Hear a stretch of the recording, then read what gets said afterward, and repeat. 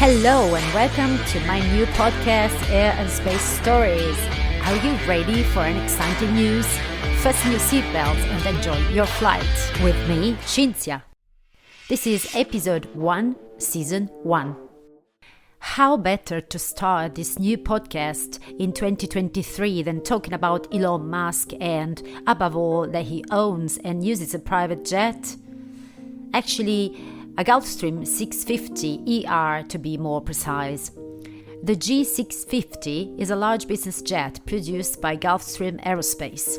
The ER option, where ER stands for Extended Range, obtained by installing auxiliary tanks, allows 7,500 nautical miles, that is to say 14,000 kilometers, non-stop flight.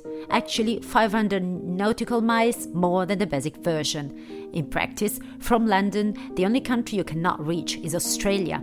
That's probably why Elon bought this model.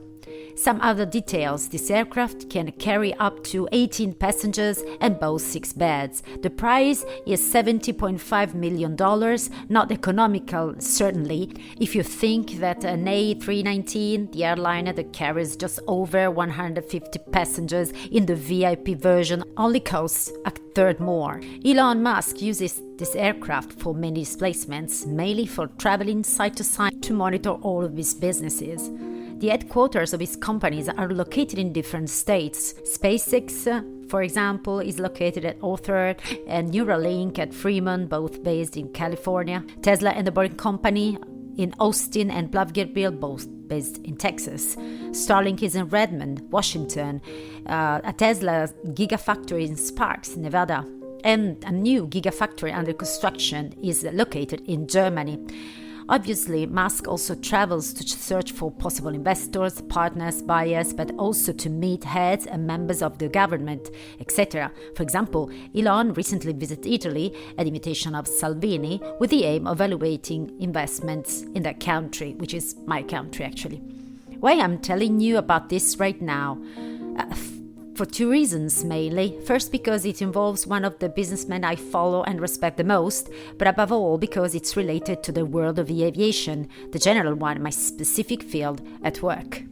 Unfortunately, lately we have read and heard of several attempts to boycott private aviation because it's considered one of the main culprits of pollution. We know, for example, that Macron, the president of France, tried to limit, even ban private flights in his country with the aim of reducing CO2 emissions. Now he was able to abolish internal routes to promote the less polluting rail traffic. For some experts, however, Macron is only favoring Air France, the national airline, cutting out competitors like the charter airlines. True, airplanes pollute.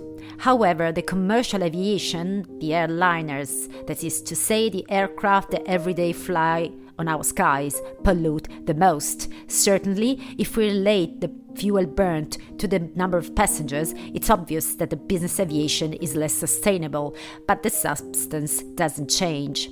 What politicians supporting Macron's cause ignore or pretend not to know is that, according to the Council of Clean Transportation, the ICCT, aircraft produce only 2.4% of the global CO2. That's nothing.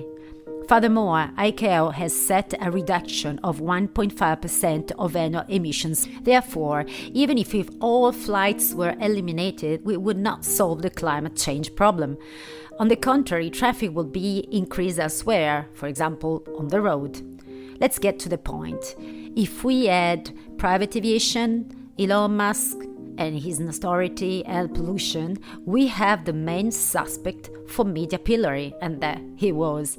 In fact, there is, I should say, existed, wait and I will tell you what, a Twitter profile called ElonJet, owned by Jack Sweeney, a young student, where it tracked all the flight movements of the businessman. You have to know that each private aircraft is equipped with an avionics box called ADS-B out, or Automatic Dependent Surveillance Broadcast. that allows the identification of an aircraft indicating the position and other flight info. However, this system does not allow to trace the specific license plate of the aircraft, therefore it's not possible to get to the owner. How did Jack Sweeney track in his profile the flights of Elon Musk? Simple, Sweeney crossed the data of that box with the ADSB Exchange database, where each aircraft is also associated with license plate. Needless to say, Elon didn't like it, because not only is it a rather serious violation of his privacy, but also of his and those with him security. In telling exactly and in real time the location of a person can be quite dangerous. Already, if someone knows exactly where I am and I am nobody, they could exploit this info to steal from my house in my absence. Let's imagine if we knew where the richest man on the planet is in each and every moment. A maniac or a person who wants to harm him could follow his placements, putting his life at risk, or worse. Important commercial information could be revealed by tracking his movements and crossing them with other data like acquisitions, mergers, new partners, and so on. Initially, Elon Musk asked this guy to close a profile that tracked him on Twitter in order that his movements would no longer be displayed. He then sued him, threatening him with legal action if he did not stop showing his flight's info. Finally, by buying Twitter, Musk became the owner, and he therefore made by himself closing ElonJet profile. But Jack Sweeney didn't give up. Agreeing with Musk that providing real-time information about his whereabouts could be harmful, since last December, Sweeney opened another account called ElonJet Next Day, or ElonJet but delayed. As suggests the name itself, the profile tracks Musk's movement but the day after, eliminating the safety issue.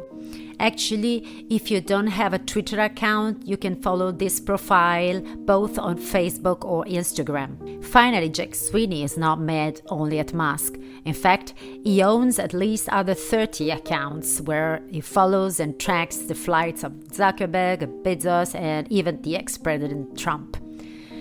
But labeling Elon Musk and these other frequent private flyers as polluters of the planet, assiduous producer of CO2, etc., is not entirely fair, as I said before.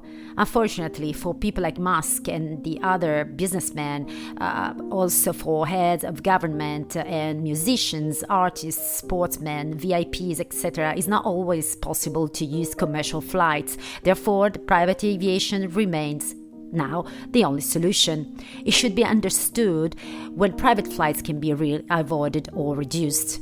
Think that even during the peak of the pandemic, where you could not travel, the only aircraft allowed to fly were precisely the private ones. It is also thanks to them that some people have been brought back to their country of origin when sick. In fact, for some models, the medical configuration, so-called medevac, is also available. It allows to install stretchers and medical instruments to assist patients on board.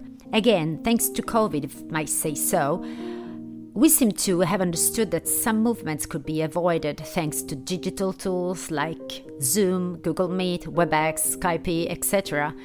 That is, it's possible to replace our physical presence even in meetings of a certain importance with a virtual call. However, it's difficult to control business remotely unless you delegate. Anyway, working in the private aviation, but also being an environmentalist and animal rights activist, I hope that Musk and company will limit flights to what is strictly necessary, make greater use of digital tools. But above all, I hope that sustainable aviation fuel, the fuel produced from biomasses, which really reduces the CO2 emissions by 80% compared to kerosene, will be used extensively from now on. Actually, many aircraft can already use it. However, the non-trivial problem of its mass production still remains. Do not worry, I will deepen this topic in the next episode. In conclusion, instead of banning private flights and restricting personal freedom of movement, we can call on companies in the sector of fueling to ensure that the people who need to make these journeys continue to do so without, however, destroy the planet or contribute to its destruction.